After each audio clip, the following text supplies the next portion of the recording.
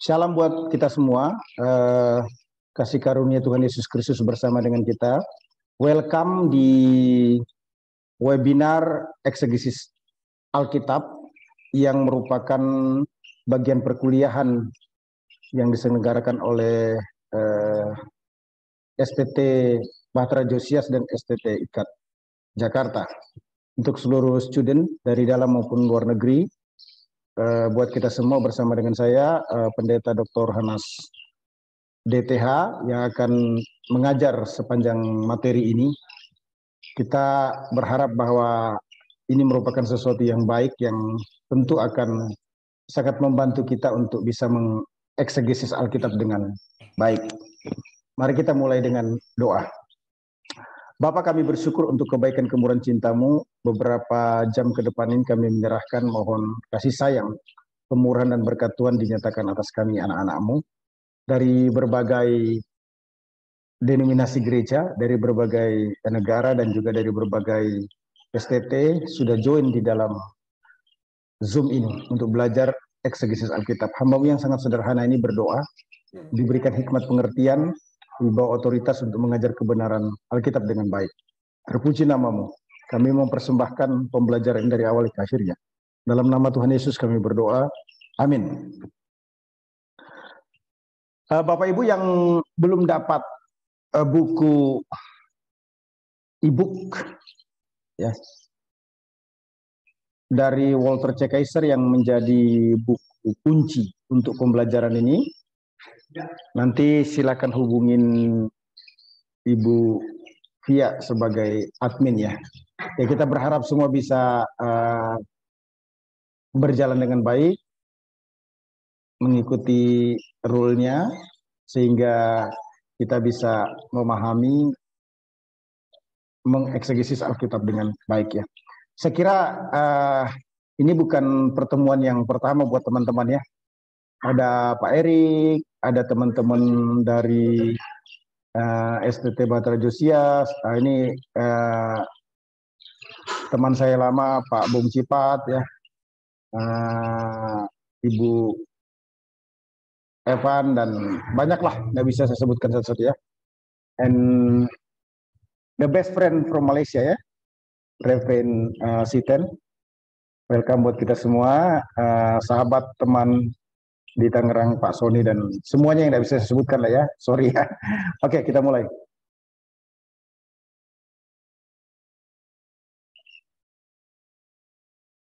Ya, namanya eksegesis ya, eksegesis Alkitab.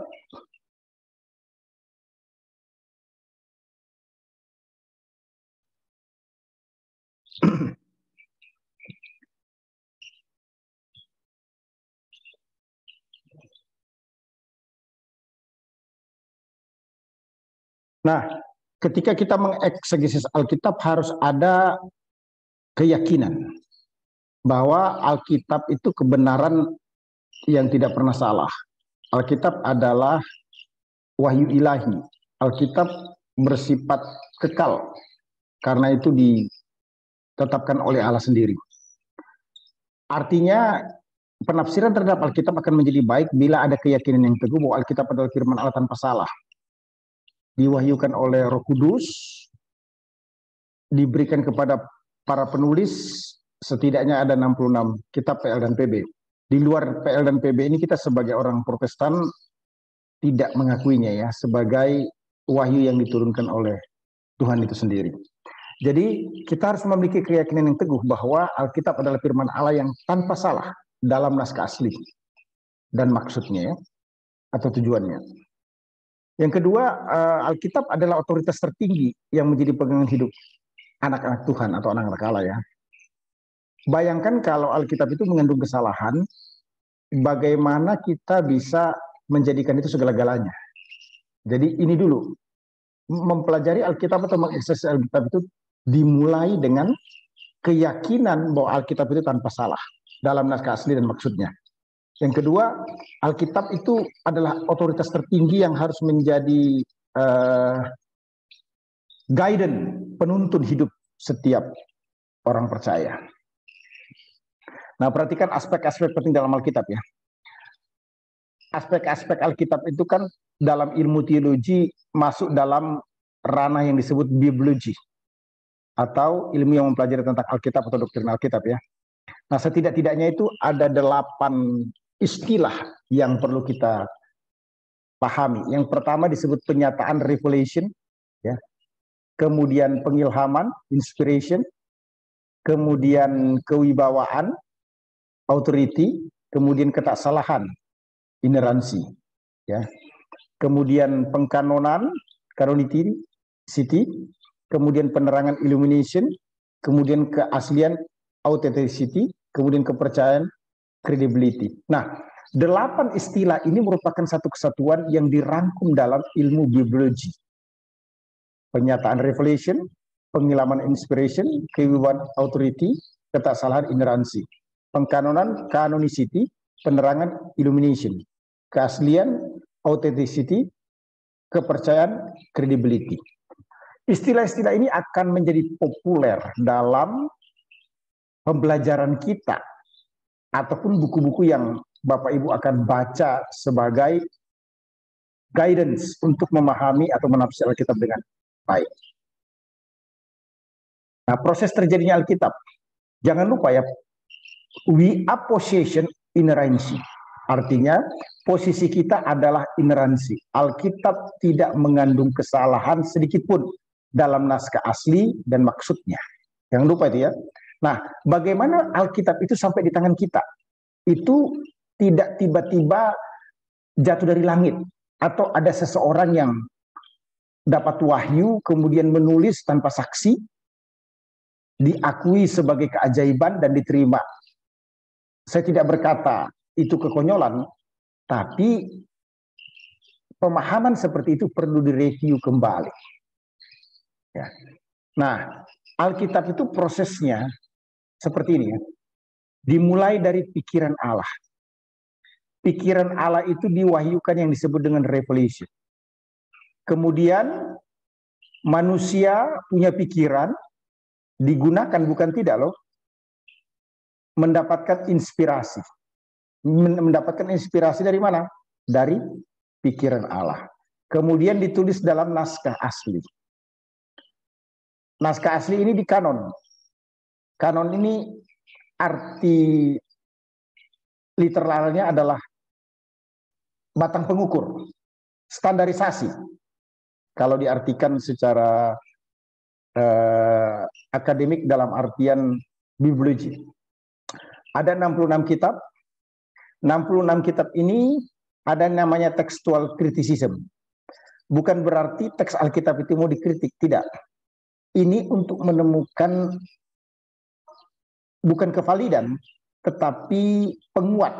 Penguat dalam artian Alkitab itu kan ditulis oleh manusia dalam satu waktu tertentu yang tentunya kalau kita perhatikan dengan seksama, tidak ada yang tidak lapuk oleh hujan, tidak ada yang tidak lekang oleh matahari, gitu ya. Besi pun itu berkarat. Jadi mau ditulis di atas apapun juga, wahyu Tuhan itu, dia pasti akan mengalami pergeseran atau perubahan. Apakah miring ke kanan, miring ke kiri, titik 1, titik 2. Nah, kita semua menyadari bersama bahwa naskah-naskah Ibrani terutama itu lekukan-lekukannya saja itu bisa memiliki arti yang berbeda. Nyiku dengan tidak nyiku, garis di bawah dengan tidak ada garis di bawah, titik di atas dengan titik di bawah, atau titik di tengah, titik horizontalis 2 dengan titik vertikalis 2, itu memiliki arti yang berbeda walaupun konsonannya sama. Nah, itu maksud saya. Kemudian muncullah Alkitab Ibrani dan Alkitab Yunani modern.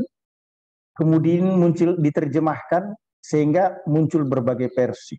Nah, dalam pembelajaran eksegesis Alkitab ini, harga matinya kita tidak bisa tidak menghindari naskah asli.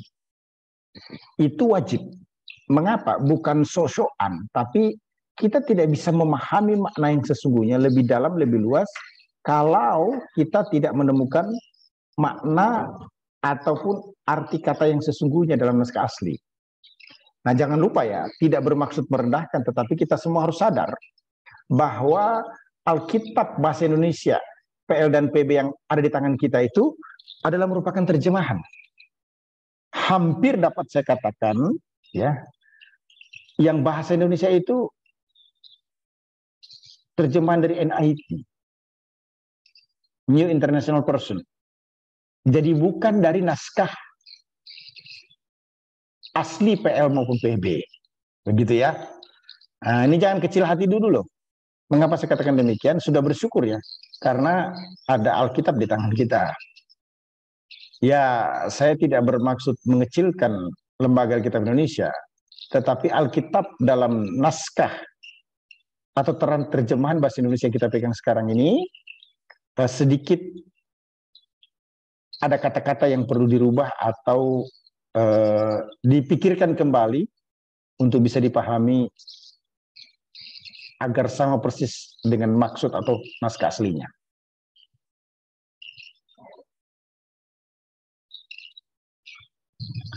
Apa sih tujuan daripada pembelajaran ini? Intinya mau kemana? Mengetahui dan mengerti maksud kehendak Allah di dalamnya. Kitab suci itu tidak boleh diterjemahkan menurut kehendak sendiri. Sebab tidak pernah nubuatan itu dihasilkan oleh kehendak manusia, tetapi oleh dorongan Roh Kudus, orang-orang berbicara atas nama Tuhan. Nah, maksudnya apa? Begini, jangan sampai 2 Petrus 1 ayat 20 ini salah dimengerti. Sehingga ada beberapa orang secara ekstrim menyatakan bahwa tidak boleh Alkitab itu ditafsirkan. Alkitab itu harus dipahami, dimengerti berdasarkan pimpinan Roh Kudus. Ini lebih subjektif lagi. Kenapa saya katakan lebih subjektif? Sedikit kritik diberikan kepada gerakan karismatik dalam hal ini adalah terlalu banyak orang memberanikan diri untuk menjelaskan teks Alkitab dengan mengatasnamakan Roh Kudus. Padahal sebenarnya itu karena atas dorongan kehendak diri sendiri. Dengan mengklaim bahwa dirinya itu dipenuhi, dikuasai, dikendalikan oleh Roh Kudus. Ini satu kekeliruan ya. Nah, kalau begitu ada tools untuk memahami Alkitab? Oh iya, ada. Ada tools yang harus kita miliki sehingga kita bisa memahami, mengerti Alkitab dengan baik.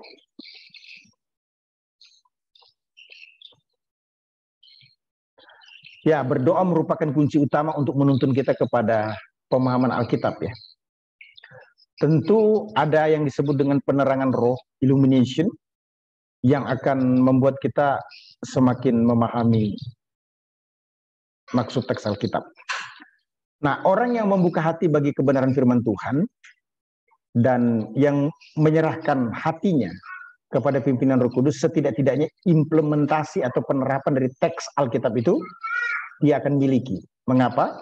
Karena dia membuka hati terhadap Alkitab. Jadi dipastikan dia akan mendapatkan berkat dari pembacaan terhadap Alkitab. Ada 3 step yang perlu dipahami atau dimengerti yang tidak boleh dilupakan oleh kita di dalam mengeksegesis Alkitab. Ini merupakan kronologi harga mati yang tidak boleh terbalik. Pertama itu adalah observasi. Yang kedua interpretasi. Yang ketiga implikasi. Ya, saya ulangi. Yang pertama itu adalah observasi, menganalisa. Jadi jangan berbicara dan berkata-kata selain apa yang ada di dalam teks Alkitab. Yang kedua interpretasi. Nah, ketika interpretasi ini sudah ada caranya untuk menginterpretasi supaya tidak salah. Nah, setelah interpretasi baru kita implikasi atau penerapan. Jangan dibalik nih. Nah, kecenderungan orang-orang tertentu itu jangankan observasi. Maksudnya jangankan interpretasi. Observasi saja dia tidak lakukan tahapan itu. Dia langsung membaca Alkitab dan langsung memberikan implikasi atau penerapan. Saya mau memberikan apresiasi kepada komunitas Gereja Katolik Roma ya.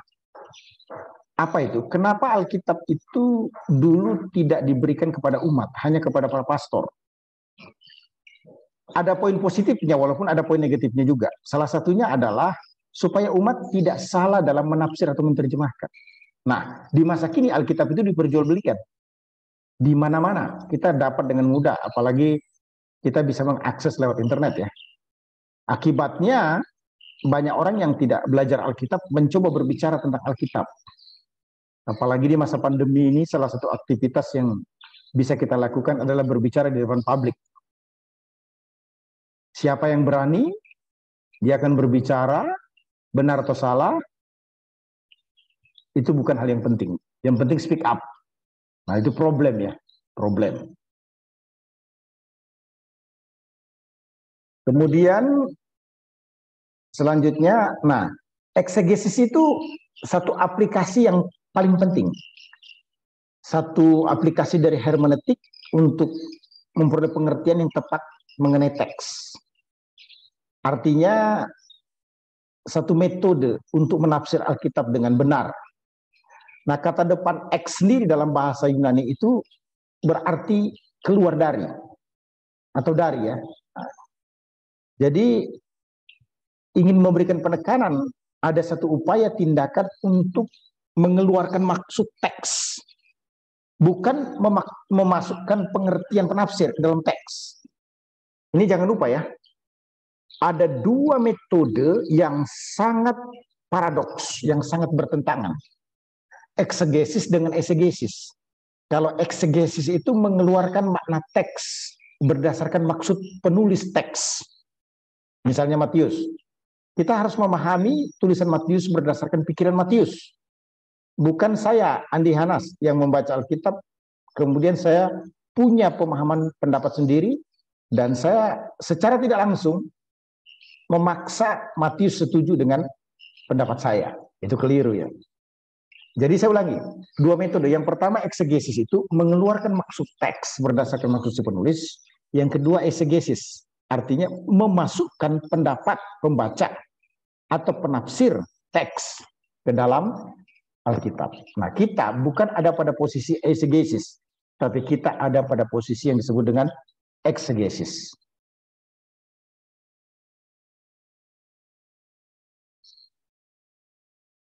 Eksegesis itu satu studi yang kita gunakan untuk PB maupun PL ya, yang mengidentifikasi kebenaran dari setiap prasa-prasa, klausa-klausa ya, ataupun juga kalimat-kalimat. Ada seksi-seksi yang perlu kita perhatikan di dalamnya ya, agar tidak salah. Jangan lupa, ini tools yang saya katakan dalam pembelajaran Alkitab itu sudah 16 tahun. 16 tahun saya di bangku kuliah, dan saya mau menyatakan dalam kesempatan ini, mungkin ada orang lain yang menemukan tools yang lebih baik, tapi saya merasa bahwa dengan program kuliah, sorry to say, 5,5 tahun untuk sarjana teologi, 4 tahun untuk Master of Theology yang pertama, kemudian 2 tahun untuk Magister Teologi untuk Komunitas Kristen, kemudian 3 tahun untuk Doktor Teologi, dan 3 tahun untuk doktor kedua pengkajian Islam. Bahwa izinkan saya menyatakan bukunya Walter C. Kaiser masih mengungguli metode eksegesis manapun yang pernah saya pelajari. Saya ulangi ya, yang pernah saya pelajari, bahwa metode Walter C. Kaiser masih mengungguli cara atau metode yang lainnya. Itu yang bisa saya sampaikan. Nah, studi eksegesis ini ditempuh dengan pendekatan yang namanya analisis kontekstual. perhatikan teman-teman yang lagi nulis skripsi, ya, tesis maupun disertasi, ya. Ini nuggetnya, ini jeroannya. Artinya inti daripada bab 2, Bapak Ibu sekalian, itu ada di sini. Analisis kontekstual, analisis sintaktikal, analisis verbal, analisis teologikal, analisis homiletikal. Nah, nanti yang belum dapat bukunya Walter C. Kaiser, e-booknya silakan hubungi Ibu Via langsung ya, yang menjadi panitia untuk kegiatan ini.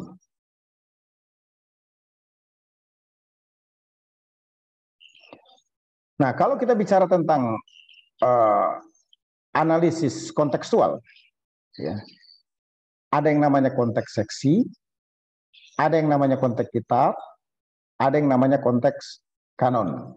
Nah, saya kira saya berikan introduction dulu ya, supaya semuanya bisa mengetahui. Nanti setelah itu saya memberikan pendalaman untuk memudahkan kita semua. Terus ada namanya konteks setempat.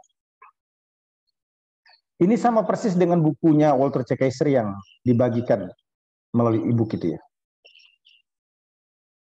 Apa itu konteks seksi? Konteks seksi adalah kesatuan dalam satu tema. Pasal-pasal suatu kitab Alkitab yang di dalamnya terletak teks yang akan dieksegesis. Ceritanya begini, Bapak Ibu ini kan ada dalam Zoom. Ya. Itu tidak tiba-tiba ada dalam Zoom. Pasti ada satu aktivitas sebelumnya. Nah, itu adalah bagian yang berhubungan dengan kegiatan Zoom. Itu yang disebut dengan apa? Konteks seksi. Konteks seksi itu adalah konteks dekat. Konteks jauh itu hanya dibutuhkan bila tidak ditemukan konteks seksi. Tapi rata-rata biasanya teks Alkitab itu ceritanya atau teks yang kita pakai, yang kita gunakan untuk kita eksegesis itu dia punya konteks seksi. Misalnya kita mau ngecek Matius 28 ayat 19 sampai 20 ya. Itu bukan teks yang tiba-tiba muncul. Ada penjelasan sebelum Matius 28 ayat 19 20 itu. Itu sebabnya bacalah Matius pasal 28. Gitu. Bahkan mungkin sebelum pasal 28. Kenapa Yesus kok memberikan instruction kepada murid-murid untuk pergi, jadikan semua bangsa muridku dan baptis mereka dalam nama Bapa dan Roh Kudus, dan ajar mereka melakukan segala sesuatu yang telah kuperintahkan kepadamu, dan ketahuilah aku menyertai kamu sampai kepada akhir zaman. Itu tidak muncul tiba-tiba, tapi ada sesuatu yang menjadi cerita atau histori atau kejadian yang perlu kita pelajari sehingga teks itu muncul. Gitu. Itu yang disebut dengan konteks seksi. Nah, konteks seksi itu bisa sebelum teks itu yang kita kaji atau sesudah teks itu bisa. Ya. Nah, makanya perlu dibaca berulang-ulang ya. Teks yang kita kaji. Nah, teorinya begini. Kalau kita ingin mengangkat satu kata, maka dia harus membaca satu kalimat. Kalau dia mau membaca satu kalimat, maka minimal dia harus membaca satu perikop. Nah, kalau dia ayat, maka dia harus membaca pasal. Kalau dia mau memahami pasal, maka dia harus membaca satu kitab itu. Secara teori begitu, saya ulangi. Kalau dia mau membahas satu kata, maka dia harus berulang-ulang itu setidaknya 10-15 kali membaca satu ayat dalam kata yang mau diselidiki. Kalau dia mau membaca mau menjelaskan satu ayat, dia harus baca satu perikop itu. Tidak bisa tidak. Kalau dia mau membaca satu perikop, setidaknya dia harus melihat satu pasal itu. Kalau dia mau melihat satu pasal itu, mengeksegesis satu pasal itu, setidaknya dia satu kitab. Dan satu problem bagi orang-orang yang mau mengeksegesis Alkitab itu apa? Nafsuan. Nafsuan itu begini maksud saya. Dia belum baca baik-baik, baru satu kali, itu pun juga dipotong-potong. Tergesa-gesa dia langsung ingin menjelaskan. Hati-hati. Hati-hati. Itu tidak berkualitas. Lebih baik kita membaca teks itu 10-15 kali.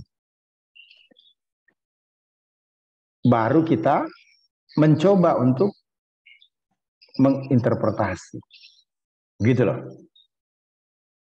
Kenapa? Karena waktu kita membaca teks itu berulang-ulang, maka ada sesuatu yang kita dapatkan. Satu kali membaca itu beda dengan 2 kali.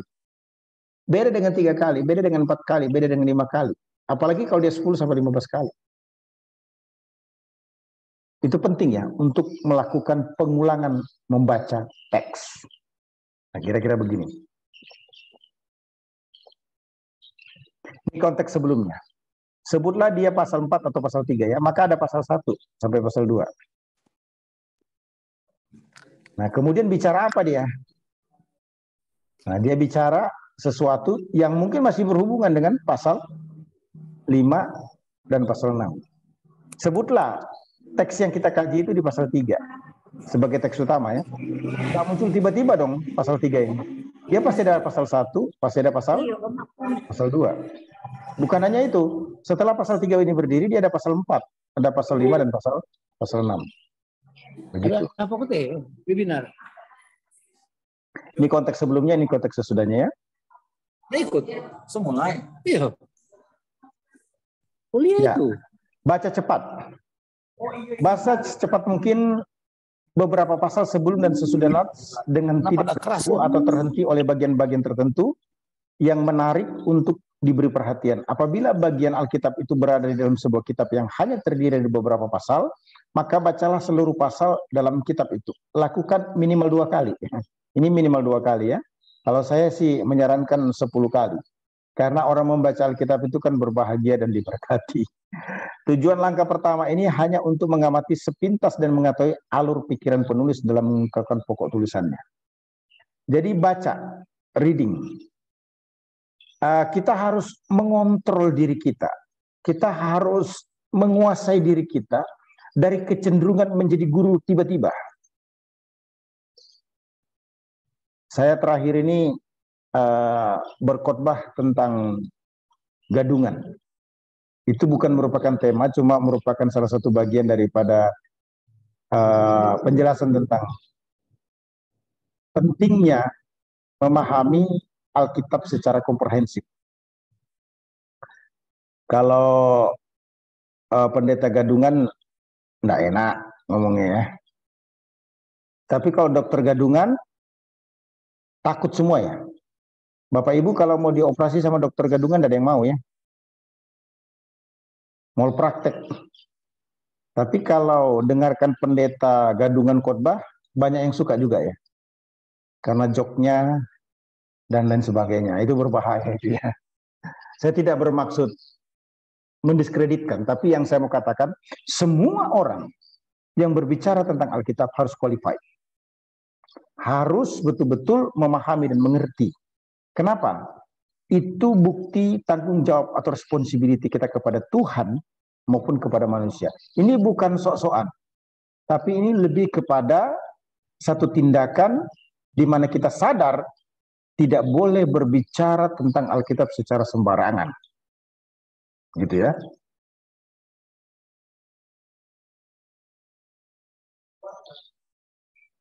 Ya, baca berulang-ulang ya. Baca ulang pasal-pasal tersebut secara perlahan sambil memperhatikan dan mencatat kata-kata penting. Ada hukum observasi W5H1. What, where, who, when, why, how.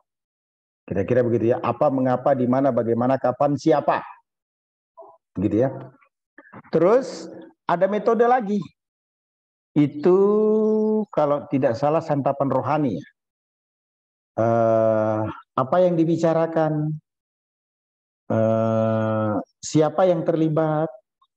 Ya. Kalau di Sekolah Tinggi Teologi Injil Indonesia Yogyakarta yang dirintis oleh Kris Marantika itu ada 17 hukum struktur namanya. 17 hukum struktur. Ada pertanyaan-pertanyaan di situ. Siapa yang terlibat, apa yang dibicarakan, dan lain sebagainya. Bahkan di sekolah teologi tertentu, dalam mempelajari ilmu tafsir itu mahasiswa dipaksa membuat pertanyaan semakin banyak semakin baik. Padahal ayatnya cuma satu, misalnya Roma 8:23. Roma 8:28, sorry ya. Kita tahu sekarang Allah turut bekerja dalam segala sesuatu untuk mendatangkan kebaikan bagi mereka yang mengasihinya, yaitu mereka terpanggil sesuai dengan rencananya. Pertanyaan pertama, siapa yang menjadi subjek kita? Pertanyaan kedua, apa yang dinyatakan terkait dengan subjek? Tahu. Kapan kita tahu? Sekarang. Apa yang kita ketahui? Allah turut bekerja. Apa yang dihasilkan dari Allah turut bekerja? Mendatangkan kebaikan. Siapa yang mengalami atau menikmati kebaikan? Mereka yang mengasihinya. Siapa sebenarnya yang mengasihinya? Mereka yang terpanggil sesuai dengan rencananya. Apa yang terjadi pada orang yang terpanggil sesuai dengan rencananya? Wah, itu diputer-puter pertanyaan itu diperbanyak. Semakin banyak pertanyaan itu, maka observasi dilakukan semakin dalam. Begitu. Ini sama dengan menggali tanah ya. 5 meter mungkin masih air ya. Masih air ya. Kemudian 30 meter sebutlah dapat batu bara mungkin. Masuk lagi lebih dalam, ada sesuatu lagi yang luar biasa. Teman saya itu salah satu pekerjaannya itu cari emas. Dia bilang sama saya begini, emas itu sebenarnya ada di tempat-tempat tertentu, hanya perlu keahlian untuk melihat emas itu dari uratnya. Jadi dari urat-urat yang ada di bebatuan itu, jika diikuti terus digali, maka sesungguhnya bisa ditemukan emas. Arti cerita ini apa? Ingin menekankan bahwa semakin dalam kita menggali teks Alkitab, maka semakin dalam pengertian yang kita dapatkan. Seorang dosen favorit saya sudah meninggal dunia, yang sangat saya kagumi untuk expository preaching, khotbah expository. Dia bisa mempersiapkan khotbah itu 1 bulan. Jadi kalau dia sudah khotbah di minggu pertama perjamuan kudus, setelah itu besoknya dia sudah siapkan khotbah untuk bulan depan. Saya tanya, itu Bapak persiapan 30 hari? Jawabannya iya. Satu teks khotbah dipersiapkan 30 hari? Iya. Bagaimana caranya? Dia bilang begini, 1 hari mungkin saya hanya setengah jam saja. Besoknya lagi setengah jam lagi. Akan sangat berbeda seorang pengkhotbah menyampaikan khotbah dengan explanation, penjelasan yang dalam dan implikasi yang mendarat akurat jika dipersiapkan, apalagi kalau doa dan puasanya ditambahkan, dibanding dengan orang yang hanya mempersiapkan bahan khotbah, besok mau khotbah, malam ini dia persiapkan. Ya, maaf kata, kan kita tidak enak kalau makan setengah matang ya, kecuali telur setengah matang. Gitu ya, sakit perut.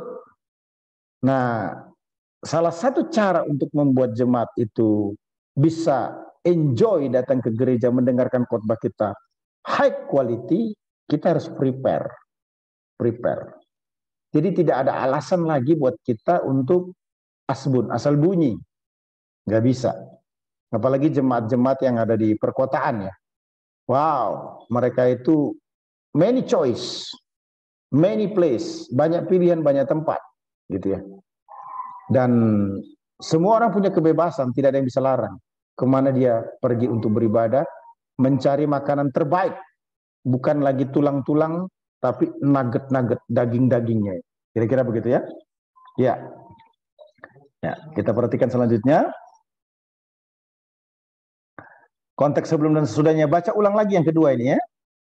Baca ulang pasal-pasal tersebut secara lebih teliti, membaginya dalam bagian berupa paragraf, sekumpulan ayat berurutan yang mempunyai satu pokok berita, dan menuliskan judul pada masing-masing paragraf. Jadi begini, saya mengajar homiletika, ya puji Tuhan udah ratusan mahasiswa lah yang kita lahirkan dari kelas ini. Dalam kemurahan Tuhan saya selalu menjanjikan kalau kamu sebagai student ikut mata kuliah saya, ya, minimal 25 jam, homiletika 1 kamu bisa khotbah tanpa catatan. Gitu ya. Puji Tuhan tidak ada satupun yang gagal ya. Nah, untuk menentukan tema khotbah itu saya minta kepada mahasiswa menulis 50 judul. Jadi judulnya bukan 50. Dari 50 judul dibuang 5 jadi 45. Dari 45 dibuang 5 jadi tinggal 40. Dari 40 dibuang 5 jadi 35. Dari 35 dibuang 5 jadi 30. Dari 30 dibuang 5 jadi 25. Dari 25 dibuang 5 jadi 20. Dari 20 dibuang 5 15. 15 dibuang 5 jadi 10. 10 dibuang 5 jadi 5. 5 dibuang 1 tinggal 4. Nah, mulai hati-hati itu temanya. Semakin strong. Dari 4 buang 1 3. Dari 3 buang 1 tinggal 2. Nah, ini tinggal 2 ini dari 50 judul. Dari 2 pilih 1. Timbul pertanyaan, apakah saya ngerjain mahasiswa oh enggak? Dalam proses pemilihan judul itu, hikmatnya sudah bekerja, pengetahuannya bertambah. Sehingga waktu dia membuang tema-tema khotbah yang dia buat 50 judul itu dengan one keyword, satu kata kunci, maka dia akan memilih tema khotbah yang paling bagus. Sehingga orang mau komentar dengan tema yang disampaikan waktu khotbah, kadangkala mahasiswa ini cuma tersenyum, tidak perlu membantah, tidak perlu beropologi. Kenapa? Karena yang kasih komentar itu tidak tahu bahwa proses untuk menemukan tema khotbah ini sudah mengusulkan 50 tema khotbah terbaik untuk satu tema utama atau satu tema yang mau disampaikan untuk khotbah, sementara 49-nya dibuang semua. Tentu secara selektif. Nah, begitu pula waktu kita menulis. Waktu kita menulis, ini perhatikan ini mahasiswa yang lagi menulis skripsi tesis disertasi, tidak boleh, perhatikan, tidak boleh sembarang judul. Harus buat judul. Ya, kalau khotbah itu kan singkat padat berbobot, tapi dynamic. Kata-katanya yang dipergunakan untuk tema khotbah itu kan harus kekinian, gitu ya. Nah, kalau tulisan saya kira setidaknya kita memilih minimal 5-10 lah judul ya. Kenapa? Karena gini, nanti kita menguji sendiri judul kita ini benar atau salah. Yang namanya judul itu harus sinkronis dengan outline garis besar. Tidak boleh bertentangan. Nah, timbul pertanyaan, bagaimana kalau outline-nya udah betul, tapi temanya salah? Maka temanya harus diperbaiki. Bagaimana kalau temanya udah benar, tapi outline-nya salah? Outline-nya yang diperbaiki. Kenapa? Karena tema itu harus merangkum seluruh outline. Nggak bisa jeruk makan jeruk. Artinya gini, tema muncul di garis besar itu nggak bisa. Garis besar itu merupakan bagian daripada tema. Tema itu merangkum seluruh garis besar. Jangan lupa itu ya. Dalam hal ini kalau kita sebut tema itu adalah judul. Oke. Cara yang paling mudah adalah menulis menurut judul paragraf sesuai dengan yang sudah dalam Alkitab. Misalnya judulnya Tuhan Yesus menyembuhkan orang buta. Tulis begitu aja dulu. Tapi jangan lupa, ketika itu jadi bahan khotbah tidak bisa begitu. Kok tidak bisa begitu? Iya, kreativiti kita sebagai seorang preacher, sebagai seorang pengkhotbah tidak kelihatan. Jangan alasan, itu kan sudah dari Lai.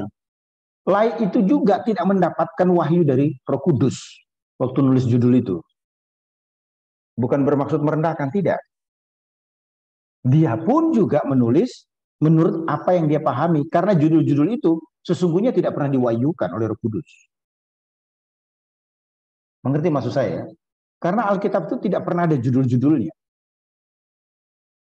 Tidak pernah. Judul-judul itu apa? Nanti dibuat beberapa tahun kemudian untuk memudahkan kita membaca.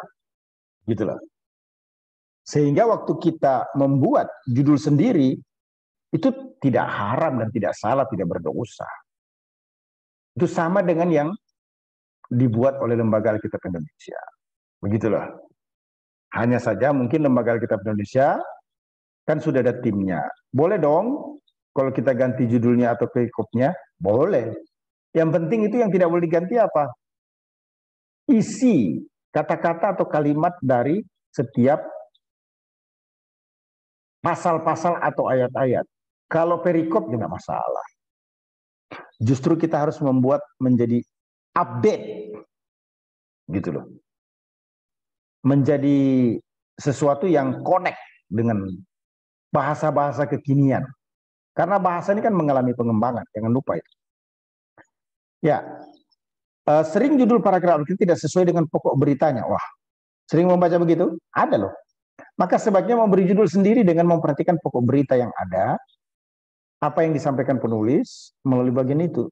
Tujuan langkah ketiga ini untuk mengetahui posisi nats dalam struktur kitab atau konteks, sehingga dapat diketahui dalam kerangka pembahasan apa nats yang Anda pelajari, kemudian dituliskan. Nah, ini rangkuman konteks seksi ya. Apa sih sebenarnya konteks seksi itu? Nah ini. Tetapkan konteks seksi dari teks yang akan dieksegesis.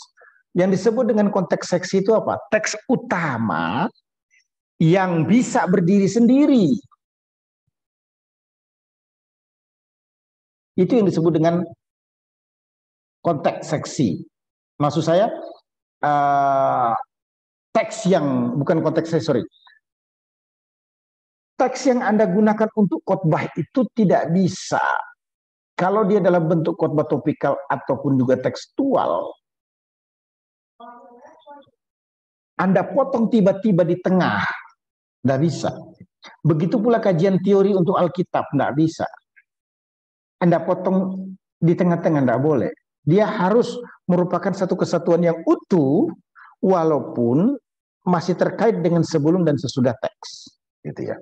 Mungkin nanti waktu dalam latihan akan lebih memudahkan lagi.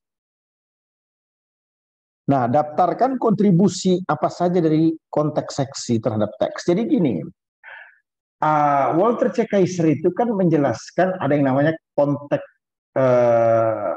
analisis kontekstual, kemudian ada analisis sintaktikal, kemudian analisis verbal, kemudian analisis theological, kemudian analisis homiletikal. Nah, timbul pertanyaan, ada apa dengan analisis-analisis ini? Memangnya analisis-analisis untuk apa tuh? Mau diapain analisis-analisis?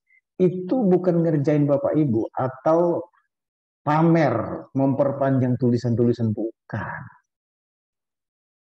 Apa kontribusi analisis kontekstual terhadap judul atau tema proposisi dari skripsi tesis disertasi Anda? Kemudian apa kontribusi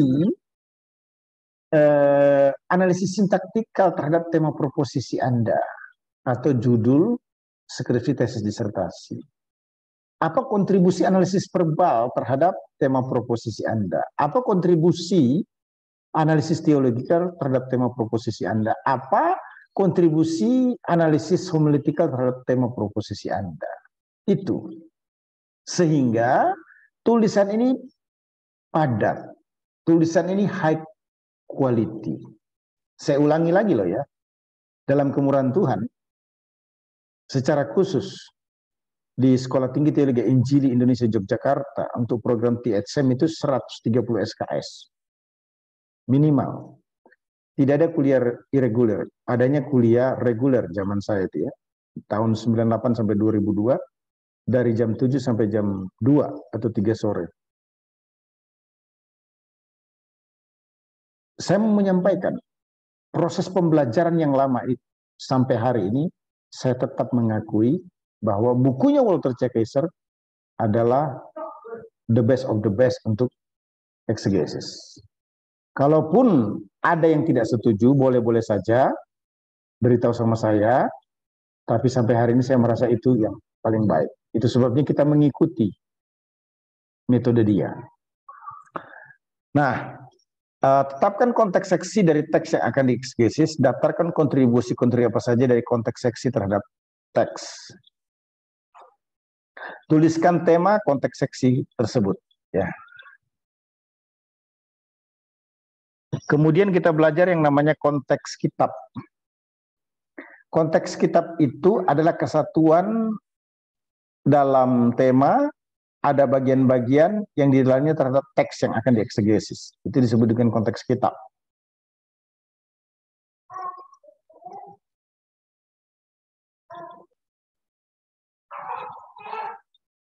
Nah, itu kalau kita pelajari konteks kitab ya. Ada beberapa hal yang terkait dengan konteks kitab. Coba kita lihat. Minimal itu penulis dan tahun penulisan, ya.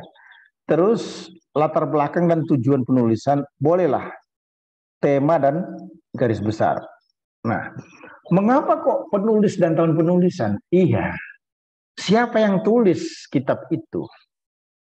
Tahun berapa? Kenapa itu penting? Karena ada hubungannya nanti dengan konteks setempat saat penulisan teks Alkitab di bagian selanjutnya. Perlu diketahui siapa penulisnya agar kita bisa mengidentifikasi siapa orang ini. Perlu kita ketahui tahunnya supaya kita mengerti di tahun itu apa yang terjadi. Itu maksudnya. Kemudian kita harus tahu latar belakangnya. Latar belakang ditulis kitab itu apa sih? Tidak muncul tiba-tiba dia. Jadi bukan karena bangun siang Paulus nulis. Bukan. Karena Yohanes menderita dia nulis. Bukan. Ada backgroundnya. Latar belakang itu kan sebab musabab.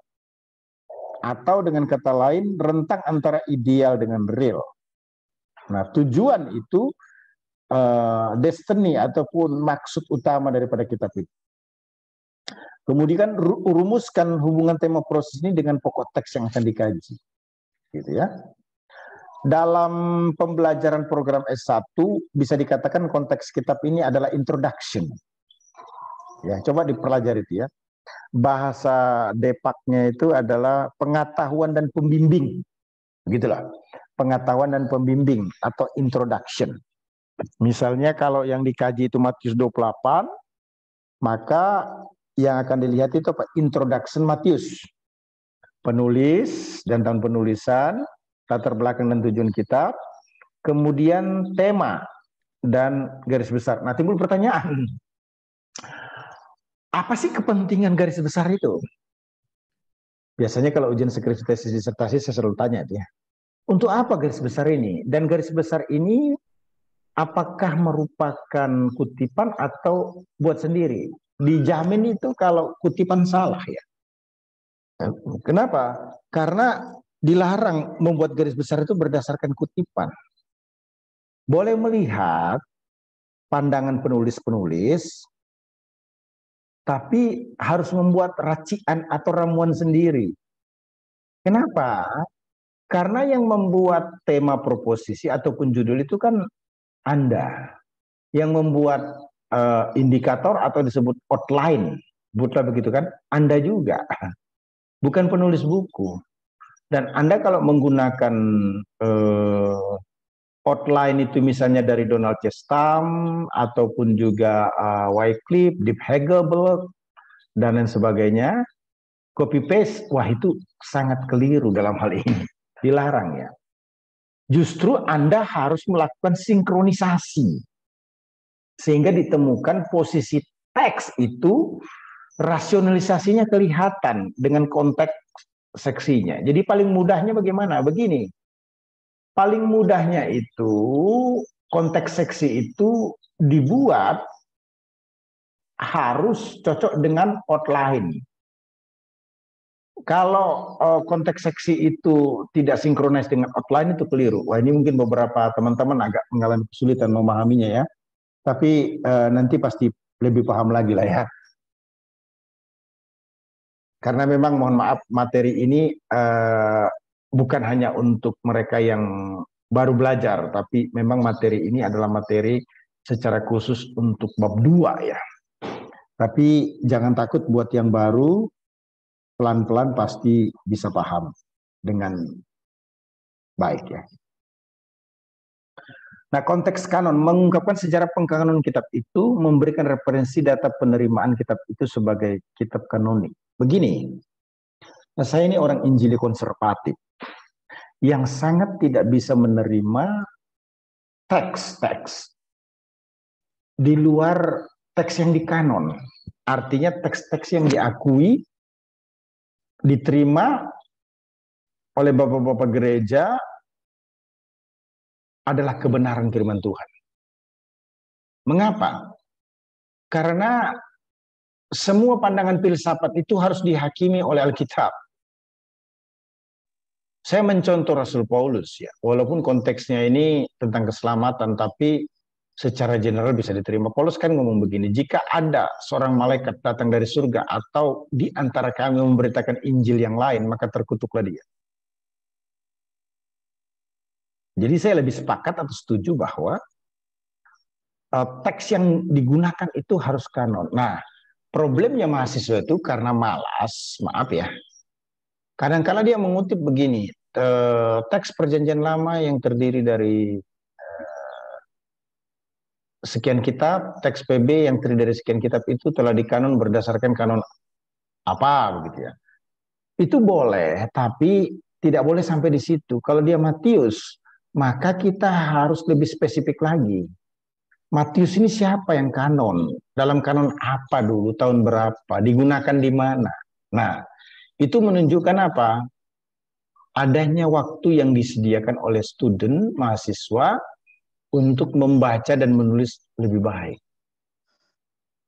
Nah, ketika kita hanya mengutip tulisan secara general, ya, PL itu di kanon, PB itu di kanon, saya sih tetap bisa meluluskan, tapi dengan nilai yang tidak terbaik. Kenapa? Karena tidak ada upaya untuk lebih serius melihat kitab itu secara khusus, tidak secara general. Misalnya 1 Korintus tidak dalam kitab perjanjian baru saja, tapi secara khusus dalam 1 Korintus. Siapa yang pakai? Di masa apa? Nah, itu kan kita bisa ketahui. Kalau disebutkan secara khusus kitab 1 Korintus ini kanon tahun sekian, dipakai oleh ini, dalam situasi kondisi seperti ini. Nah, itu memberikan penguatan terhadap kitab itu bahwa kitab itu di kanon. Sekali lagi saya mengulang bahwa saya menolak penggunaan teks yang tidak dikanon. Karena hemat saya adalah Alkitab itu melebihi segala-galanya. Itulah kebenaran yang tidak pernah berubah. Itulah kebenaran yang diwahyukan oleh Roh Kudus. Melebihi nubuatan, penglihatan, dan bahasa roh. Sorry ya, tidak bermaksud menyisihkan atau merendahkan. Gerakan apapun juga harus dihakimi oleh Alkitab. Manifestasi Roh Kudus seperti apapun juga harus dihakimi oleh Alkitab.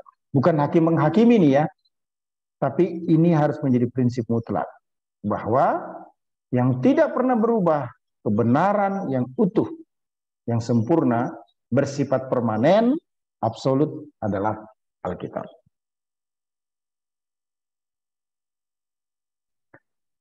Ya, ini kira-kira teksnya ya. Kita lihat ya. Oke. Perhatikan pokok beritanya apa. Ya. Minimal 3 kali sambil mencatat maksud saya. Dicek kata bendanya, ada keimbuhannya, konfiksasi awalan akhiran gitu ya. Terus di mana posisi ayat itu. Nah, saya lebih cenderung mencari kata-kata kerja dalam teks Alkitab yang dikaji. Karena kata-kata kerja itu biasanya bisa aktif, bisa pasif. Ataupun ada kata-kata yang sifatnya itu sungguh-sungguh terjadi, telah terjadi, atau akan terjadi. Gitu ya. Nah, itu penting. Kata benda juga penting ya untuk diperhatikan supaya kita bisa melihat atau memahami secara penuh. Nah, eksegesi Alkitab ini bukan satu pembelajaran yang bisa dipelajari bahkan setelah Anda mengikuti webinar ini dinyatakan finish ya, enggak. Dia harus more practice, more practice. Harus latihan, latihan dan latihan. Jadi ini bukan satu pengetahuan yang bersifat teologi. Kalau teologi sistematika itu kan kita mendengarkan, kemudian kita berdiskusi, selesai. Kita temukan eksekutif summary-nya. Nah, hermeneutik ini tidak bisa. Dia harus menulis, membaca, meneliti.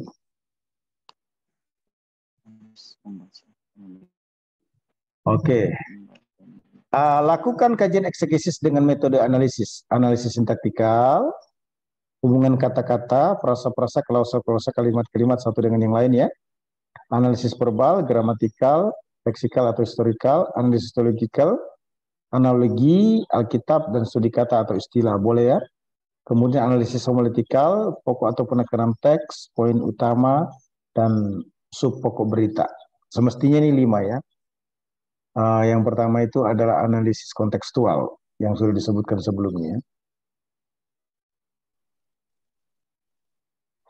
Baca dan berusaha mengerti setiap kata, ungkapan, kalimat, kerangka pokok berita atau judul teks, karena semua itu akan dikemukakan oleh penulis untuk menjabarkan atau menguraikan secara jelas pokok yang hendak dicapai atau disampaikan melalui teks atau nats. Jadi gini, Alkitab itu sebenarnya berbicara tentang dirinya, ada pertanyaan dari kita dijawab oleh dirinya sendiri. Nah, kita saja yang kurang cermat kadangkala. Jadi Alkitab itu waktu kita baca sebenarnya dia sudah komprehensif, sudah menyeluruh. Apalagi di zaman now ini, wow, di zaman high tech ini ya, di mana kita bisa koneksi dengan internet, segala sesuatunya lebih mudah. Terlalu banyak situs-situs atau website yang bisa kita googling untuk memperdalam pemahaman kita tentang teks Alkitab.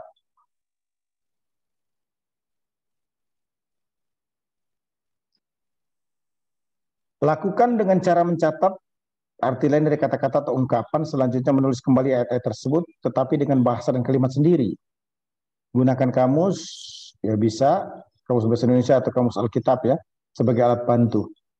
Nah, KBBI kan sekarang bisa download, kalau online ya tidak usah. Terus kamus Alkitab juga begitu, download aja Sabda 4.0. Setahu saya itu yang terakhir ya. Mungkin kalau ada yang baru nanti teman-teman boleh beritahu. Penggunaannya nanti kita akan pelajari bersama-sama, jangan khawatir. Jadi sebenarnya dengan laptop, connect dengan internet, hampir dapat dikatakan, kalaupun ada buku-buku yang kita butuhkan, sebenarnya di website kita sudah bisa menemukan banyak hal. Hanya mungkin alamat-alamat webnya saja yang perlu kita ketahui ya, untuk memudahkan. Baca dan perhatikan ayat tersebut dan kalimat mana yang menurut urutan sistematis dapat dikelompokkan dalam satu sub bagian atau sub pokok berita. Tentukan sub pokok beritanya dan tulis sebagai subjudul dari pokok-pokok nats yang dipelajari ya. Langkah ketiga adalah untuk mengetahui indikator, ini yang paling utama ya. Indikator itu ciri-ciri, atau dengan kata lain, indikator itu adalah outline, garis besar dari pokok berita. Pokok berita itu sebenarnya tema, proposisi atau judul itu sendiri ya. Dengan demikian, maka akan mudah untuk diterapkan. Kenapa kok perlu indikator? Karena kalau cuma tema itu bisa bias dia, karena kan bersifat global kan. Kalau indikator itu kan ciri-ciri atau tema ya, itu lebih spesifik. Tema, proposisi atau pokok atau judul itu diterjemahkan melalui indikator ataupun outline ya.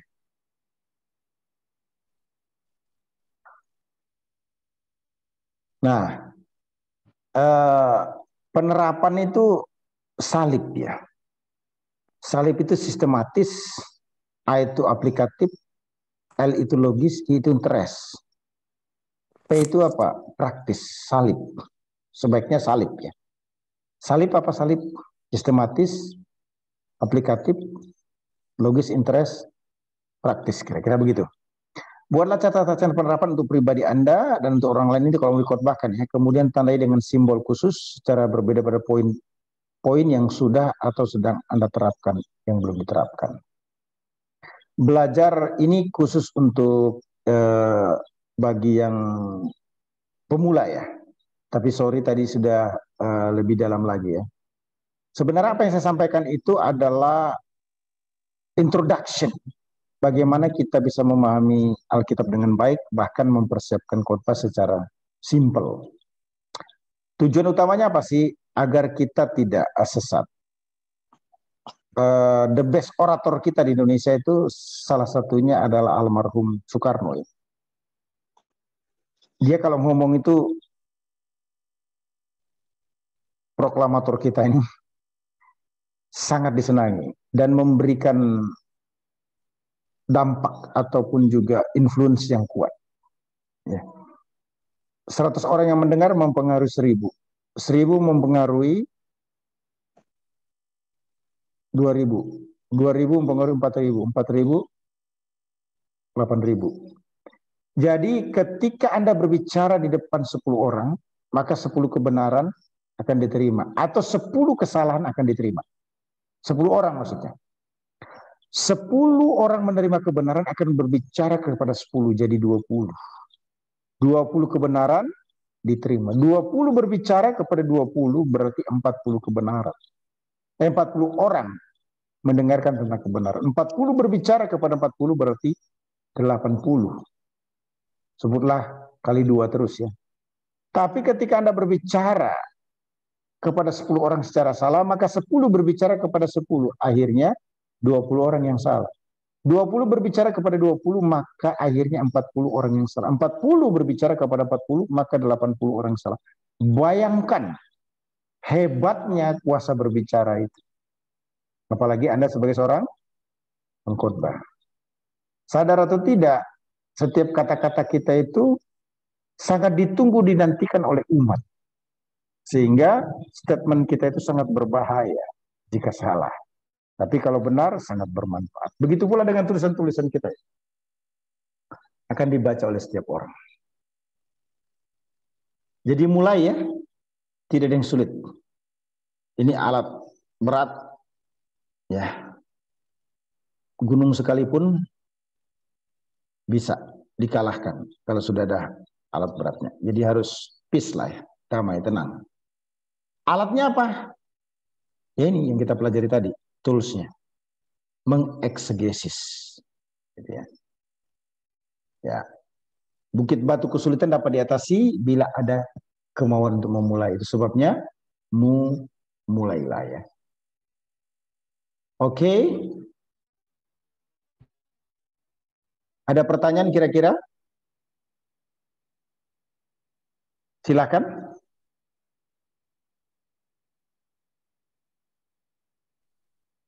Dibuka, di unmute, saya kasih kesempatan.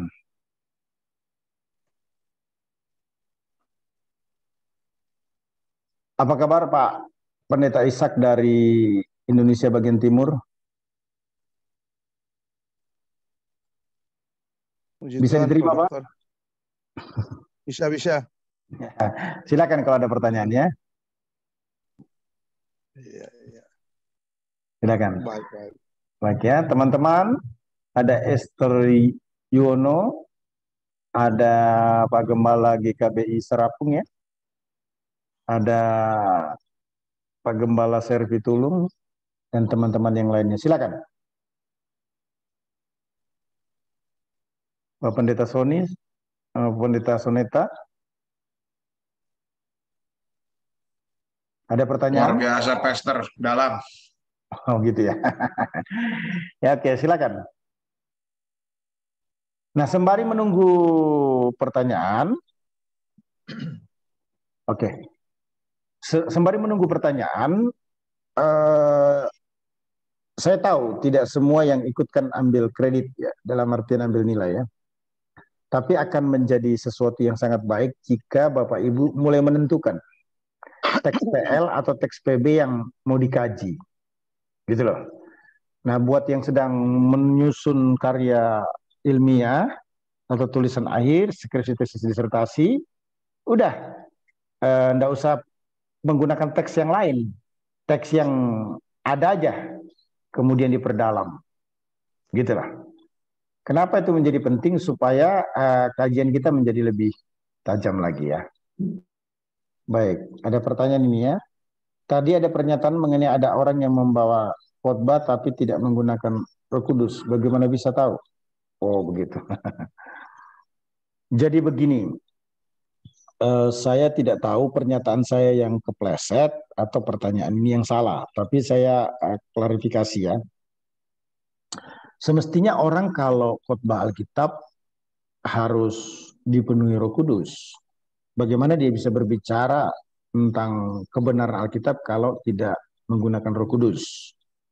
Dia dalam artian menjadi media atau sarana Tuhan untuk menyatakan kehendaknya. Tetapi ada orang yang bisa khotbah dari Alkitab atau menjelaskan Alkitab tanpa ada Roh Kudus. Kok bisa begitu? Ya iya. Saya pernah kuliah di satu universitas, bukan universitas Kristen, ini one of the best dari salah satu perguruan tinggi keagamaan. Dosen saya itu berbicara tentang Paulus panjang lebar. Dia tidak pernah masuk perguruan tinggi teologi, tapi dia mengutip teks-teks Alkitab. Ya, itu mungkin saja terjadi. Jadi orang bisa berbicara Alkitab walaupun tidak pakai Roh Kudus.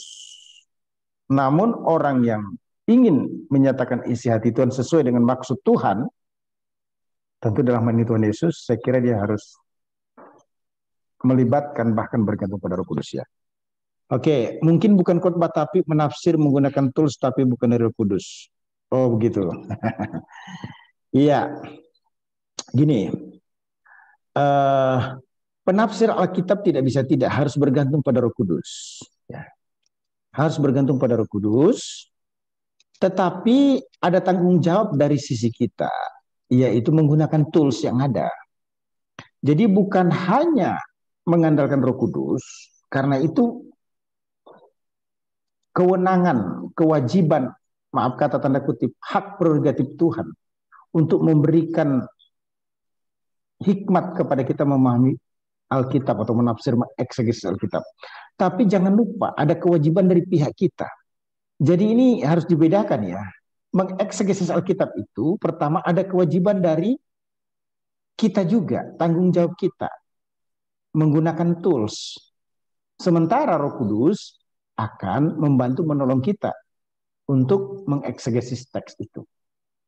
Begitu maksud saya. Jadi dua hal ini jangan dikontradiktifkan. Dua hal ini harus disatukan. Jangan hanya pakai Roh Kudus, tidak pakai tools.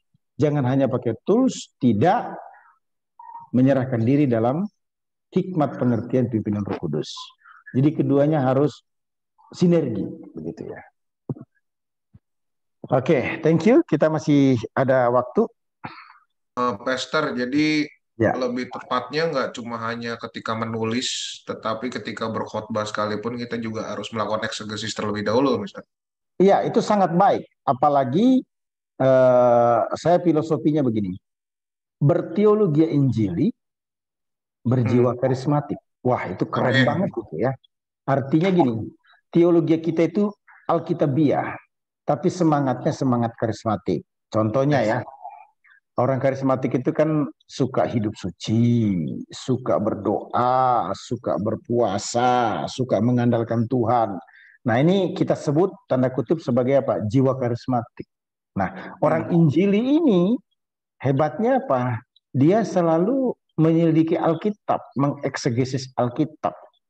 Yes. Bayangkan kalau si pengkhotbah itu mengeksegesis Alkitab ditambah lagi dengan power dari Holy Spirit. Wow.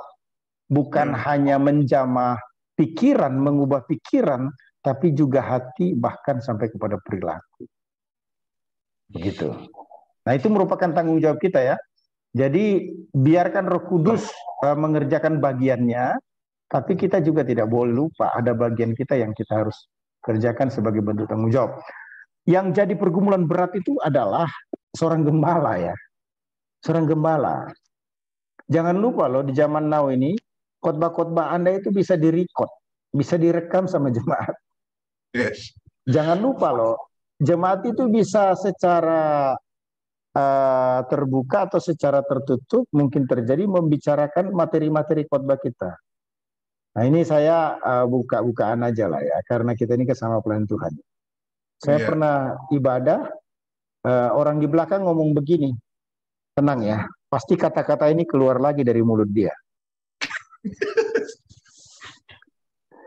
Sampai begitu tuh. Rupanya ini jemaat hafal, setelah kata ini pasti kata ini. Dengar ya, pasti ayat ini lagi yang dia pakai. Betul juga. Nah, apalagi kalau kita ada di satu gereja di mana materi khotbahnya sudah dibuat. Di mana materi khotbah itu bisa dikonsumsi oleh jemaat. Jemaat bilang apa? Enggak kreatif, dasar pendeta males. Kenapa? Iya, buktinya yang dia khotbahkan itu sama persis dengan materi yang disajikan. Kan kita udah dapat bocorannya. Nah, problem kita ini. Kan begitu kan? Ini bukan soal sombong atau tidak sombong, tidak. Tapi bentuk tanggung jawab. Sorry to say ya, maaf nih ya. Kita ini sesama pelayan Tuhan loh. Saya bicara apa adanya lah ya. Kita ini mendapatkan persembahan kasih dari jemaat ketika kita melayani. Betul? Anda mau terima atau kembalikan terserah. Artinya apa? Ada satu tanggung jawab moral yang harus kita pahami, yang harus kita mengerti. Sehingga tidak ada yang namanya itu asal jadi. Tidak ada yang namanya asal jadi. Bayangkan ada preaching loh, 45 menit sampai 1 jam. Sebutlah begitu ya. Bahkan ada gereja yang 30 menit aja ya. You bayangkan 30 menit sampai 45 ataupun 1 jam itu. Bagaimana bicara sistematis, singkat, padat, berbobot. Begitu loh. Dan itu butuh persiapan. Butuh persiapan. Kecuali kita asal bunyi. Atau asal menghabiskan waktu. Asal berdiri. Kita tidak prepare. Nah, itu lain cerita itu ya, lain cerita. Nah, untuk mau grow up, untuk mau excellent, apalagi kita kalau dipercayakan untuk satu penggembalaan ya. Hidup ini progress. Saya dulu waktu SMP enggak kenal yang namanya laptop. Gitu ya. Putri saya, waduh, enggak bisa jauh dari laptop. Gitu loh. Saya kuliah S2, orang pakai handphone itu 1-2 orang di Jogja. Udah orang kaya banget kalau pakai handphone. Itu waktu semester 1 ya. Tapi sekarang, sorry to say, pemulung itu udah pakai handphone. Gitulah. Nah, ini kita bicaranya apa? Perkembangan zaman yang begitu cepat. Kita ngomong sesuatu tentang Yerusalem. Ini jemaat ini lagi dengar khotbah kita, dia googling Yerusalem, keluar semua. Salah ngomong itu, ngomongnya ndak mutu itu. Kenapa? Ini banyak hal yang dia tidak jelaskan tentang Yerusalem. Kenapa? Ya ndak bisa dihindari sekarang. 6 jari ini dapat dikatakan apa? Ketika dia bergerak menyentuh touching sesuatu, apakah di laptop, iPad, atau sejenisnya, handphone, semua informasi dia dapatkan. Jadi, betapa pentingnya eksegesis ini untuk memantapkan kita menyampaikan kebenaran firman Tuhan. Itu secara lisan, tetapi secara tertulis, ini menunjukkan betapa berkualitasnya tulisan kita. Jangan lupa loh, di mana Anda diwisuda, dipastikan skripsi, tesis, disertasi Anda ada di perpustakaan. Gitulah. Dan hati-hati, apalagi di zaman sekarang ini, skripsi, tesis, disertasi itu kan sudah mulai diterapkan, harus dipublish. Artinya harus ada, bisa dicek, bisa di searching. Ya, misalnya Sony Saputra, tulis namanya, skripsinya apa sih? Itu bisa. Beberapa perguruan tinggi itu sudah mewajibkan untuk ada di website, sehingga bisa dicek. Nah, bayangkan yang diupload itu tulisan yang tidak berkualitas, gitu ya. Susah membedakan antara khotbah dengan skripsi, susah membedakan antara khotbah dengan tesis, susah membedakan antara khotbah dengan disertasi, kan repot ya. Nah itu Betul, Pak. betapa pentingnya itu ya. Ya silakan, thank you yang lain, silakan. Terima kasih, Pak. Thank Pak you, Anas, Pak mau Peneliti. nanya Ya, Pak Anas. ya. Tadi kan Pak Anas bilang teks yang tidak dikanon itu Pak Anas tidak terima. Ya, maksudnya begini, apakah sekarang ini Alkitab yang kita pakai yang diterbitkan oleh LAI itu sudah kanon menurut Pak Anas gitu, atau mungkin ada jenis-jenis kanon yang lain gitu? Justru PL dan PB itu yang 66 itulah yang disebut kanon, gitulah. Jangan di luar itu. Ada, saya tidak bermaksud menyinggung kelompok agama tertentu yang menggunakan Alkitab yang disebut dengan Presbyterographa atau Deuteronomi. Di antara PL dan PB masih ada kitab. Jadi PL itu betul diakhiri oleh Maliaki, PB itu betul diawali dengan Matius, tapi ada di antara PL dan PB itu kitab yang diterima. Nah, itu maksud saya yang tidak dikanon. Nah, yang lainnya adalah yang saya maksudkan itu begini. Maaf ya, kita bicara sebagai saudara seiman. Semua pernyataan-pernyataan yang tidak tertulis di dalam Alkitab itu tidak bisa diterima sebagai kebenaran yang disejajarkan dengan Alkitab atau disebut kanon. Sebutlah saya ini pendeta yang membangkitkan orang mati, gitu ya. Sebut gitu ya. Sebutlah, ini contoh ilustrasi doang ya. Saya membangkitkan orang mati. Semua penyakit kalau datang ke saya doakan pasti sembuh. Wah, hebat. Hebat banget saya ini. Seperti Tuhan Yesus di zaman now, gitu ya.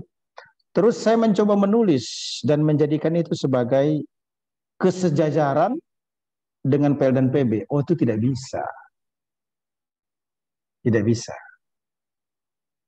Makanya saya bilang apa? Kita hanya menerima yang di kanon, PL dan PB, yang 66 kitab itu. Jangan ada kitab yang lain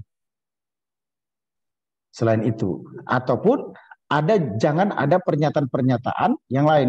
Maaf kata ini, gerakan-gerakan dari kesesatan di dalam kekristenan ini di Indonesia mulai rame loh. Saya baru dapat WA lagi tadi, diajak untuk conference. Itu terang-terangan itu ya. Pokoknya saya dengan tegas dalam kerendahan hati. Yesus Kristus itu sudah menjadi manusia, bangkit dari antara mati naik ke sorga. Tidak pernah menjelma menyatakan diri dalam bentuk manusia lain. Apakah perempuan ataupun benda ataupun juga non benda, hidup ataupun mati. Tidak ada Tuhan yang pernah menjadi manusia yang patut disembah selain Yesus yang lahir dari perawan Maria, yang sudah mati bangkit naik ke surga. That's it, titik, tidak ada koma-komanya. Nah ini hati-hati nih, terutama orang Jabodetabek, ya sudah mulai merambah. Yang paling mudah di Indonesia ini, kalau di Jawa itu, Jawa Barat, pintu gerbang, kesesatan. Yang kedua, paling mudah diterima, Sulawesi, Manado. Ya, Manado ini kan kalau bisa kita katakan seperti apa ini? San Francisco, kira-kira begitulah ya. Jadi ajaran apa saja bisa diterima dulu, pokoknya masuk dulu lah, mempermudah, dan itu sangat berbahaya. Ya, saya kira begitu ya. Ada pertanyaan lagi? Kita masih ada 10 menit.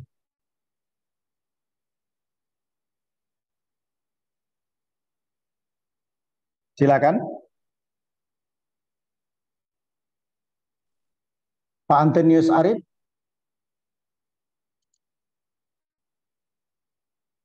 Ada question, Pak? Tidak cukup, Pastor. Ya, thank you. Ya.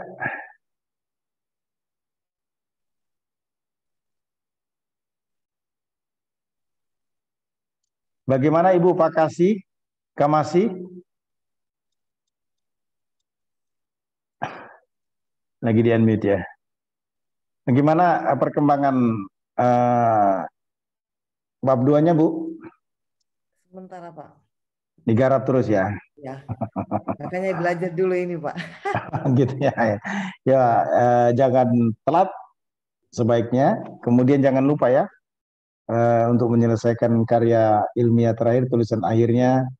Ya, pertama Alkitab jadi buku bacaan yang favorit. Yang kedua, untuk sementara ini kepentingan penyelesaian studi, Walter C. Kaiser merupakan buku favorit setelah Alkitab. Kira-kira begitulah untuk sementara waktu. Iya.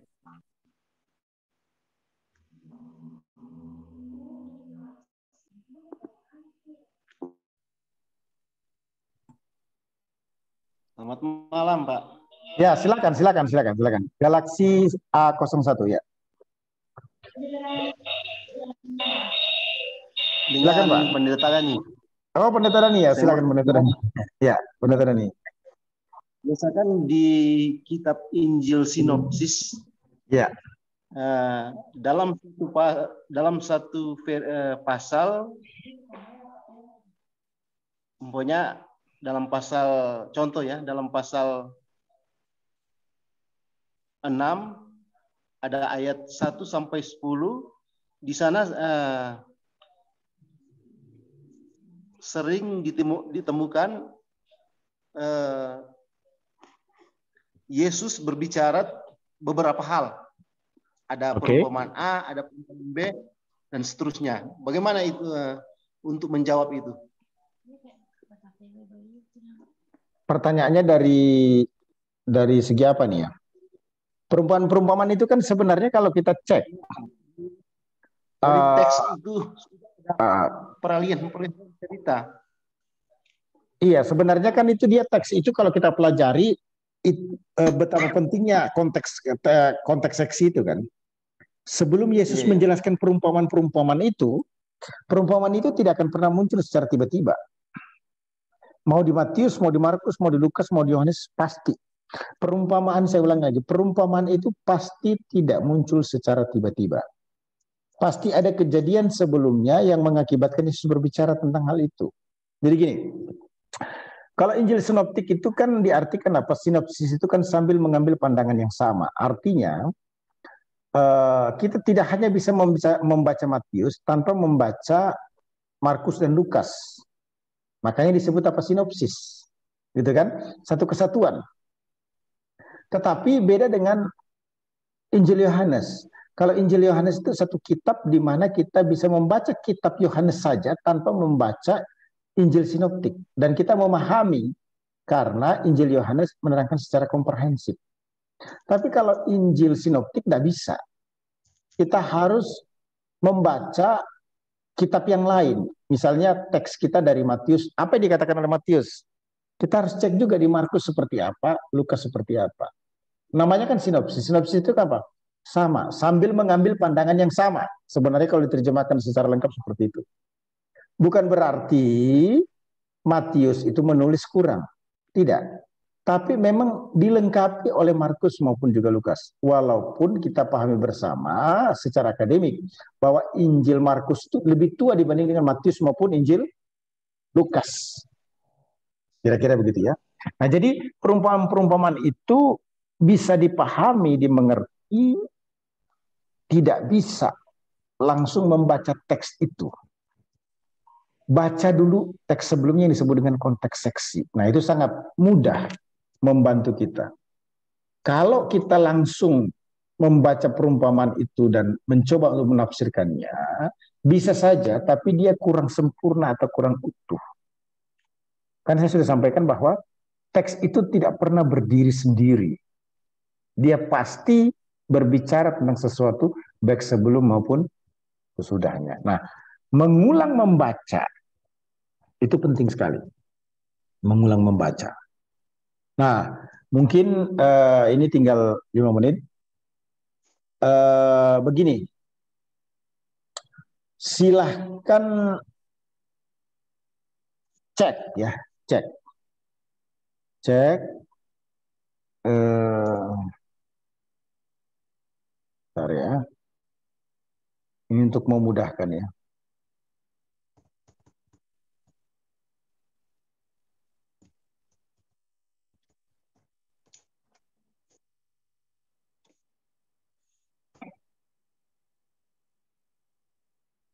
Bisa lihat internetnya? Maksud saya, googling saya bisa? Belum ya? Sudah, Pastor. Nah, sudah ya? Nah, jadi gini, bisa ya? Nah, jadi gini aja. Misalnya Bapak Ibu mau menjelaskan tentang Matius 28 ayat 19 sampai 20, gimana sih? Langsung aja cek begini ya. Tulis saja langsung begini ya. Sabda. Sabda. Mulai kelihatan ya? Kelihatan ya? Kelihatan nggak? Kelihatan ya? Ya, sabda. Tafsir Matius 28 ayat 19 sampai dengan 20. Bisa lihat? Kelihatan enggak? Kelihatan ya? Teman-teman lihat? Ya, ya. Ya, oke. Ya. Saya teruskan.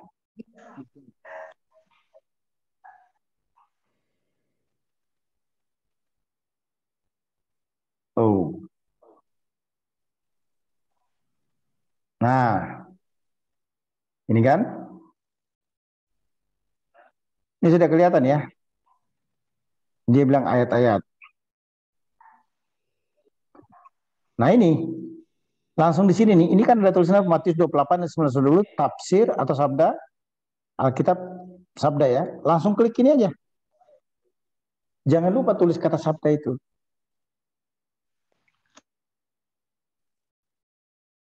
Sorry ya, lagi loading ya.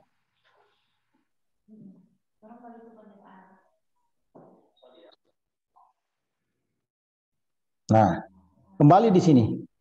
Ini kan posisinya sudah Pak Matius 28 19 20 ya. Nah ini tafsiran dari Life for Life. Life for Life. Alkitab penuntun hidup berkelimpahan. Ini kan tulisannya tafsirannya yang di apa namanya? Yang di editorkan oleh Donald C. Stam. Ini atau Nugroho Hananiel, penterjemahnya penyuntingnya, sebutlah begitu. Ini Matius 28. Penjelasannya sudah jelas, gampang. Ini mudah. Gitu ya. Nah, ini buku semua Bapak Ibu ya. Ini punyanya si John Wycliffe. Nah, penjelasannya. Nah, ini punyanya Matthew Henry. Nah, ini penjelasannya Matthew Henry semua. Nah, ini Matthew Henry semua. Nah, terus bagaimana introduction-nya? Tinggal lihat ini. Ini sudah ada semua. Latar belakang, penulis, tujuan, survei. Nah, itu kalau dari Alkitab penuntun hidup berkelimpahan. Ini dari Matthew Henry. Pendahuluan. Nah, ini dari Wycliffe. Ini semua. Nah, sebenarnya ini semua bisa dijadikan kutipan oleh Bapak Ibu waktu menulis karya ilmiah. Cuma problemnya satu. Ini kan tidak ada halamannya. Judul bukunya tidak ada kan? Nah, sebaiknya punya judul bukunya. Sehingga diketahui ini halaman berapa ya. Judulnya apa, penerbitnya apa, tahun berapa. Gitu. Ini tulisan-tulisan ini sebenarnya adalah buku yang kemudian diketik, dimasukkan ke sini. Gitu lah. Ini Alkitab penuntun hidup berkelimpahan. Ini sama persis yang ada di buku Bapak Ibu sekalian. Ini bukunya Wycliffe nih.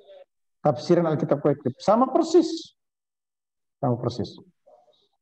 Ini Matthew Henry. Ini sama persis. Bapak Ibu kalau buku yang hard copy sama persis, dijamin. Dengan ini. Nah, kira-kira begitu ya. Untuk membandingkan. Iya. Bagaimana untuk sementara kira-kira cukup? Bisa nambah sedikit? Ya, silakan. Pak Anas, itu kan kalau misalnya NIV, kata Pak Anas yang tadi ada NIV, itu kan bukannya dari teks yang Tischendorf.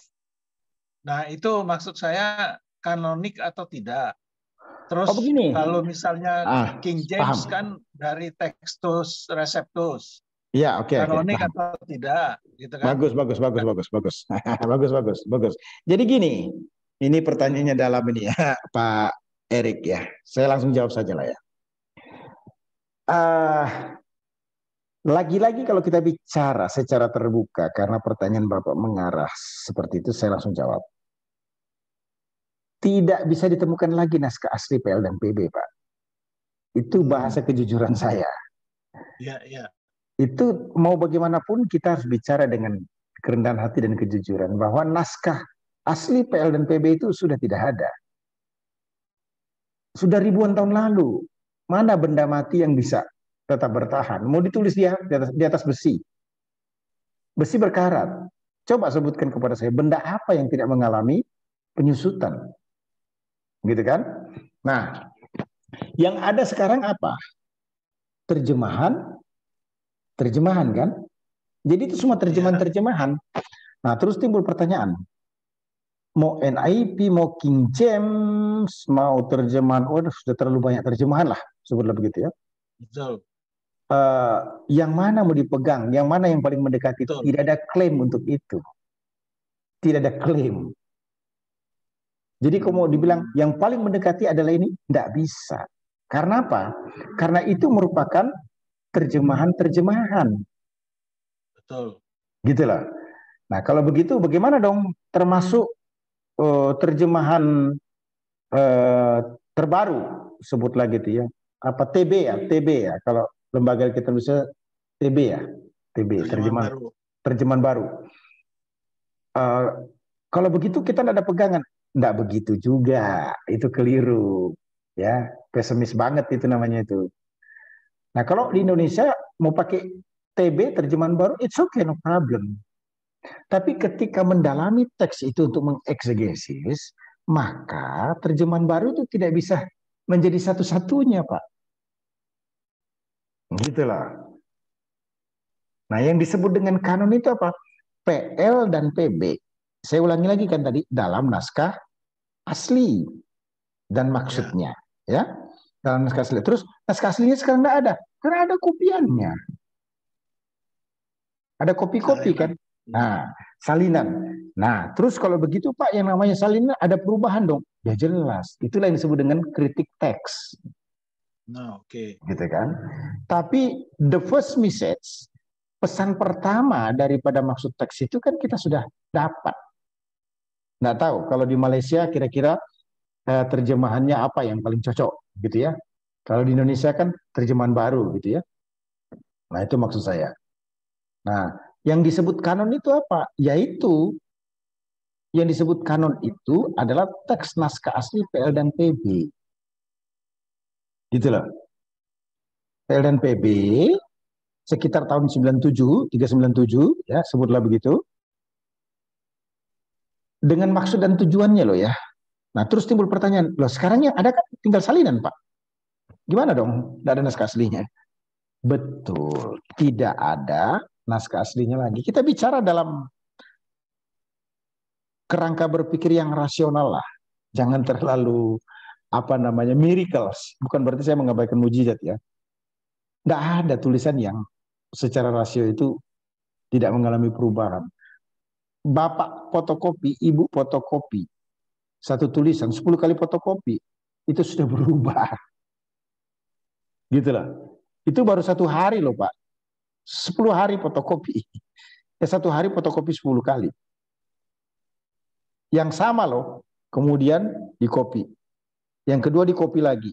Fotokopi yang kedua, ketiga difotokopi lagi. Itu sudah berubah itu. Nah, itu maksud saya. Jadi kalau ditanya yang mana yang kanon? Ya PL dan PB. Yang kita pegang terjemahan baru, iya. Dalam pengertian itu diterima maksud dan tujuannya saja. Loh, terus bagaimana dengan kata-katanya? Kata-katanya bisa dikatakan kalau mau melihat barang aslinya sudah tidak ada. Begitulah. Jadi yang penting jumlahnya itu tadi 3927. Iya, jumlahnya PL dan PB itu dulu yang kita terima secara umum kan? Oke. Itu. Jadi jangan dipermasalahkan mau NIV, mau King James ya. Cuma kan secara eksegesis kita tidak bisa hanya berpegang pada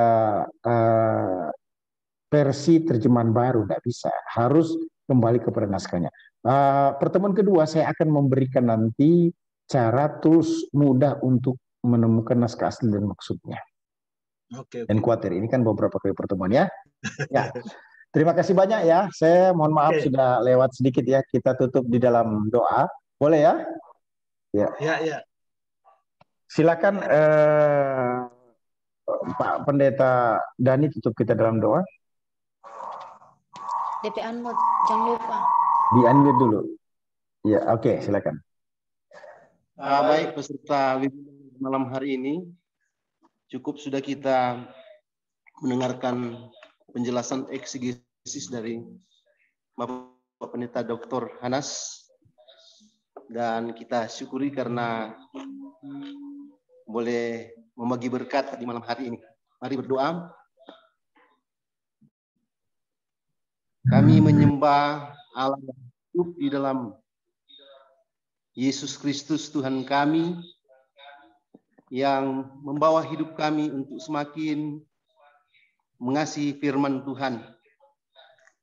Biarlah apa yang dijelaskan boleh memberi inspirasi dan berkat. Biarlah Tuhan tolong kami supaya sesi di kedua nanti akan semakin kami diberkati Tuhan.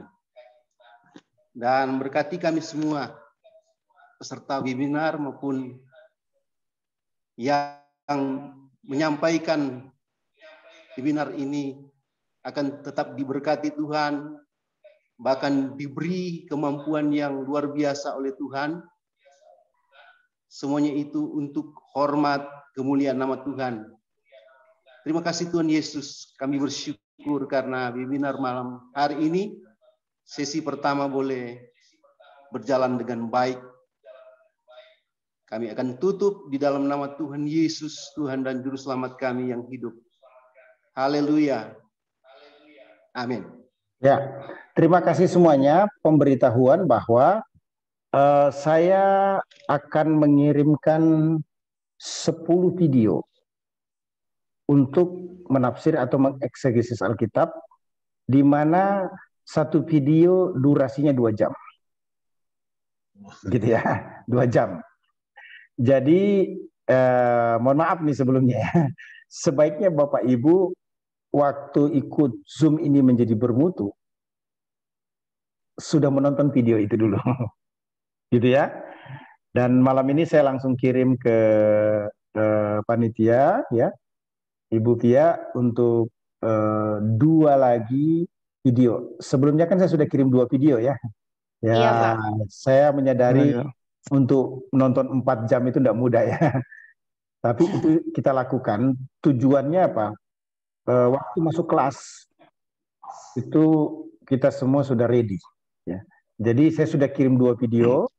Malam ini saya kirim lagi ke Ibu Pia 2 video untuk pertemuan kita di hari Kamis. Kira-kira gitu ya. Jadi ada 10 video kali 2 jam yang akan membackup proses pembelajaran ini. Ya. Dan jangan khawatir, ini kita record, nanti kita akan kasih linknya ya. Terima kasih ya semuanya ya. Tuhan berkati. Terima kasih. Shalom. Terima kasih Pastor. Tuhan berkati. Shalom, shalom, shalom. Terima kasih, Pak. Thank you, Pastor. Thank you. Ya, saya stop record ya. Thank you semuanya ya. Ya.